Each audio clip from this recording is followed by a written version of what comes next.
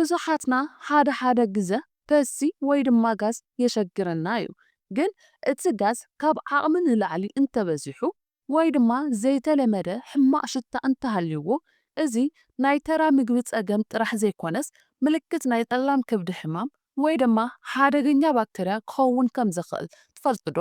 ሎሚ ጠንቂ ሕብጠት ከብድን ጋዝን ከምኡ እውን መፍትሒኡን ክንርኢ ኢና። ሰላም ከመይ ኣለኹም ክቡራት ተኸታተልተይ ዶክተር ማይና እየ። ንሎሚ ሒዘልኩም ዝመጻኹ ኣርእስቲ ንብዙሓት ዘሕፍር ግን ከዓ ክንፈልጦ ዝግብአና ጉዳይ ጥዕና እዩ።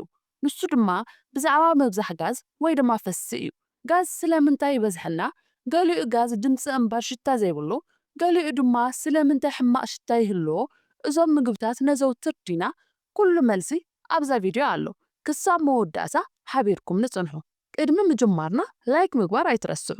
ብዙሓትና ሓደ ግዜ ካብ መጠን ንላዕሊ ጋዝ ወይ ድማ ፈሲ ከምኡ እውን ሓደ ግዜ ድማ ጋዝ ዘይኮነ ካብኡ ዘይነኣስ ናይ ከብዲ ጭብጭብታ ከጋጥመና ልሙድ እዩ። ዝገርም ድማ ሓደ ግዜ ነቲ ዘለናዮ ቦታ ዝብክል ንዓና ድማ እንታይ እዩ ፀገመይ ዘብል ሕማቕ ሽታ ዘለዎ ጋዝ የጋጥመና። ከምዚኦም ዝኣመሰሉ ኣጋጣሚታት ብሓደ ይኹን ብካልእ መንገዲ ምስቲ እንበልዖ ምግብን ምስ ሓፈሻዊ ጥዕናና ዝተኣሳሰሩ እዮም። ንኣብነት ሓደ ካብኣቶም ናይ ከብዲ ጭብጭብታ ዘስዕቡ ምኽንያታት ኣብቲ ንእሽተን ማዓንጣና ካብ መጠን ንላዕሊ ባክተርያ ምዕባይን ምብዛሕን እዩ። እዚ ድማ ከብድና ኣዝዩ ክጭውጭው ይገብሮ። ካልእ ድማ ኣዝዩ ሕማቕ ሽታ ዘለዎ ጋዝ ክህሉ ዝገብር ብሳልፈር ዝሃብጦሙ ምግብታት ምብላዕ እዩ። ሳልፈር ንጋዝ ሕማቕ ሽታ ክህልዎ ዝገብር ንጥረ ነገር እዩ። ጋዝ ምፍጣር ሓደ ጥዑይ ሰብ ከምኡ እውን ኣብ ዝኾነ ማሕበረሰብ ዘጋጥም ተፈጥራዊ ተሪኦ እዩ።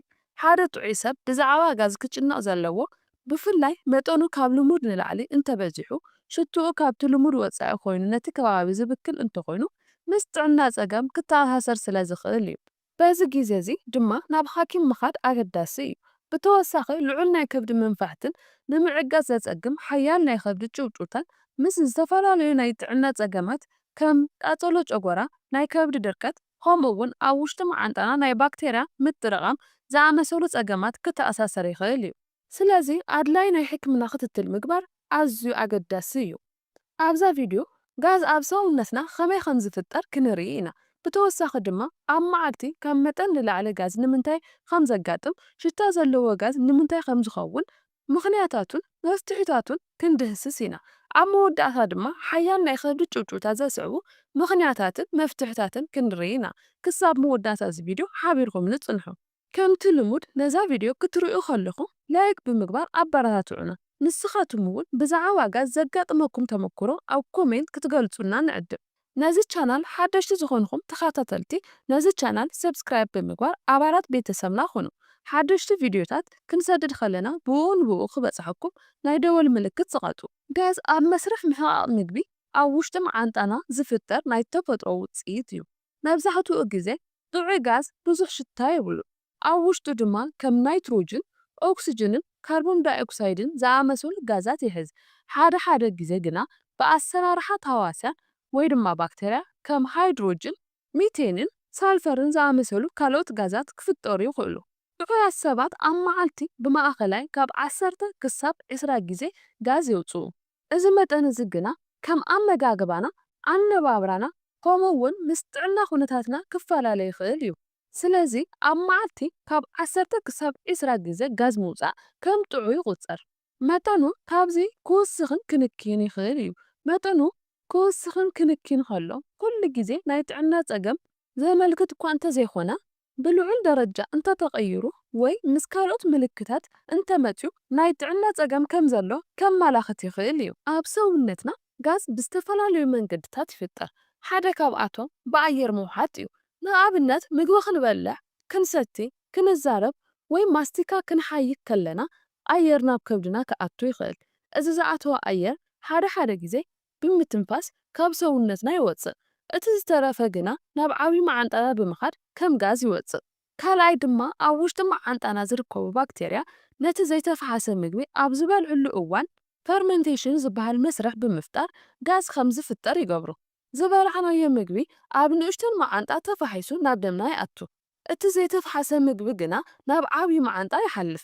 ብፍላይ ከም ፋይበር፣ ካርቦሃይድሬት፣ ሽኮር ዝበዝሖም ምግብታት ኣብ ንእሽተን ማዓንጣ ሙሉእ ብሙሉእ ኣይፈሓስን እዩ። ናብ ዓብዪ መዓንጣ ምስ ኣተወ ድማ እቶም ኣብኡ ዘለዉ ባክተርያ ነዚ ምግቢ እዚ ኣብ ዝበልዕሉ እዋን ከም ሃይድሮጅን፣ ካርቦን ዳይኦክሳይድ፣ ሚቴንን ዝኣመሰሉ ጋዛት ይፈጥሩ። እዚኦም ድማ ከም ጋዝ ኮይኖም ይወፁ። ሳልሳይ መንገዲ ድማ ኣብ ጨጎራና ብዝካየድ ኬሚካላዊ ምግቢ እዩ። ምግቢ ኣብ ጨጎራና ምስ ኣሲድ ክራኸቡ ከሎ ካርቦን ዳይኦክሳይድ ዝበሃል ጋዝ ክፍጠር ይኽእል እዩ። እዚ መብዛሕትኡ ግዜ ብምጉሳዕ መልክዕ ይወፅእ። ከምቲ ቅድሚ ሕጂ ዝገለጽናዮ ሓደ ጥዑይ ሰብ ኣብ መዓልቲ ካብ 10 ክሳብ 20 ግዜ ጋዝ የውፅእ። እዚ ማእኸላይ ውፅኢት እዩ። መጠኑ ክውስኽን ክንክን ይኽእል እዩ። በዚ ግዜ እዚ ድማ ብቐጥታ ምስ ጥዕና ፀገም ዝተኣሳሰረ እኳ እንተዘይኮነ መጠኑ ብልዑል ደረጃ እንተበዚሑ ወይ ምስ ካልኦት ምልክታት እንተተኸሲቱ ናይ ጥዕና ፀገማት ከም ዘሎ ተመልክት ይኽእል እዩ። እንተኾነ ግና ሓደ ግዜ እንምገቦም ምግብታት ኣብ መዓልቲ ካብቲ ልሙድ ንላዕሊ ጋዝ ክነውፅእ ምኽንያት ክኾኑና ይኽእሉ እዮም። ኣብ መዓልቲ ካብ መጠን ንላዕሊ ጋዝ ክፍጠር ዝገብሩ ምኽንያታት ክንርኢ ከለና ቀዳማይ ኣመጋግባና እዩ። ብፍላይ ድማ ብፋይበር ዝሃብቶሙ ምግብታት ምስኣቶም ኣብ ዓብዪ መዓንጣ ዝርከቡ ባክቴርያ ክራኸቡ ከለዉ ብዙሕ ጋዝ ይፈጥሩ። ከምዚኦም ዝኣመሰሉ ምግብታት ድማ ከም ዕፉን፣ ብርስን፣ ዓተር ዝኣመሰሉ ጥራምረ ከምኡውን ከም ካውሎ፣ ሽጉርቲ፣ ቆስጣ፣ ብሮኮሊን፣ ጻዕዳ ሽጉርቲ ዝኣመሰሉ ኣትክልቲ ብዙሕ ጋዝ ይፈጥሩ። ካብ ፍራምረ ድማ ፓም ከምኡውን ማኒቶሊን፣ ፎርቢቶሊን ዝኣመሰሉ ካብ መጠን ንላዕሊ ጋዝ ክፈጥሩ ይገብሩ። ብተወሳኺ ዝተፈላለዩ ናይ ፀባን ውፅኢት ፀባን እውን ከብዝሑ ይኽእሉ። እዚኦም ምግብታት ኣብ ንእሽቶን መዓንጣ ብግቡእ ስለ ዘይፈሓሱ ኣብ ዓብዪ መዓንጣ ብባክቴርያ ብዙሕ ጋዝ ይፈጥሩ። ካልኣይ ምኽንያት ድማ ምስ ሕማም መዓንጣ ዝተኣሳሰረ እዩ። ንኣብነት ከም ኢሪቴብል ባወል ሲንድሮምስ ወይ ድማ IBS ዝኣመሰሉ ናይ መዓንጣ ሕማማት ካብ መጠን ንላዕሊ ጋዝ ከስዕቡ ይኽእሉ እዮም። እዚ ሕማም እዚ ናይ ከቢድ ሕማም መንፋሕቲ ከምኡውን ኣብ ምንቅስቓስ መዓንጣ ለውጥታት ይኸትል። ካልእ ድማ ስሞል ኢንተስታይል ባክቴሪያል ኦቨርግሮዝ ዝበሃል ሕማም እዩ። እዚ ፀገም እዚ ንእሽቶን መዓንጣ ካብ መጠን ንላዕሊ ባክቴርያ ብምብዛሕ ዘኸትል ኮይኑ ናይ ከቢድ መንፋሕቲ ብዙሕ ጋዝ ይኸትል። ካልእ ድማ ናይ ከብዲ ድርቀት ሰገራ ኣብ መዓንጣና ንነዊሕ ግዜ ክጸንሕ ከሎ ናይ ፈሲ ምውፃእ መስርሕ ይወስኽ። በዚ ምኽንያት ድማ ጋዝ ይበዝሕ። ሳልሳይ ምኽንያት ናይ ኣነባብራ ልምድታት እዮም። ንኣብነት ብፍጥነት ምብላዕ ኣየር ናብ ከብድና ብበዝሒ ክኣቱ ስለ ዝገብር ከብዲ ክንፋሕ ብልዑል ደረጃ ክጭውጭውን ይገብር። ምስ እዚ ተዳሒዙ ድማ ምግቢ ብደንቢ ዘይምሕያኽ ኣብ ጨጎራና ስራሕ ብምብዛሕ ምግቢ ብግቡእ ከይተፈሓሰ ናብ መዓንጣና ክሓልፍ ይገብር። እዚ ድማ ጋዝ የብዝሕ። ካልእ ድማ እናተመገብካ ምዝራብ እዩ። እዚ ልምዲ እዚ ኣየር ምስቲ እንበልዖ ምግቢ ብበዝሒ ኣብ ከብድና ክኣቱ ይገብር። ካርቦናዊ መስተታት ወይ ድማ ለስላሳ ብበዝሒ ምስታይ እውን ጋዝ የብዝሕ። ካልኦት ምኽንያታት ድማ ሓደ እንወስዶም መድሓኒታት ካብ መጠን ንላዕሊ ስትረስ ወይ ጭንቀት ከምኡውን ዕድመ ምውሳኽ ናይ ምግቢ ምፍሓስ መስርሕ ስለ ዝወድእ ጋዝ ክበዝሕ ይኽእል። ካብዚ ብምቕፃል ድማ ካብቲ ልሙድ ብዝተፈለየ መልክዑ ሽታ ዘለዎ ጋዝ ንምንታይ ከም ዘጋጥም ክንርኢ ኢና።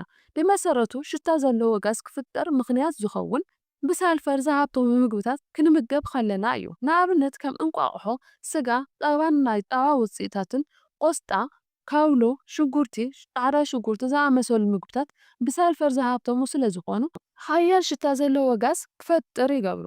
ካብዚ ብተወሳኺ ሓያል ሽታ ናይ ጋዝ ክህሉ ዝገብር ናይ ምግቢ ምፍሓስ ፍጥነት ኣዝዩ ትሑት ክኸውን ከሎ እዩ። ምግቢ ኣብ መዓንጣና ነዊሕ ግዜ ክጸንሕ ከሎ ባክቴርያ ነዊሕ ግዜ ስለ ዝረኽቡ ዝያዳ ናይ ሳልፈር ውህድ ክፈጥሩ ይገብሩ።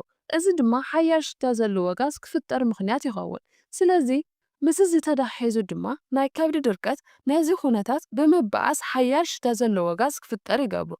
ብሓፈሻ ሽታ ዘለዎ ጋዝ ልሙድ እኳ እንተኾነ ሓደ ግዜ ግን ሓያል ሽታ ዘለዎ ምስ ካልኦት ናይ ጥዕና ምልክታት እንተተኸሲቱ ናይ ጥዕና ምርመራ ምግባር ኣገዳሲ እዩ።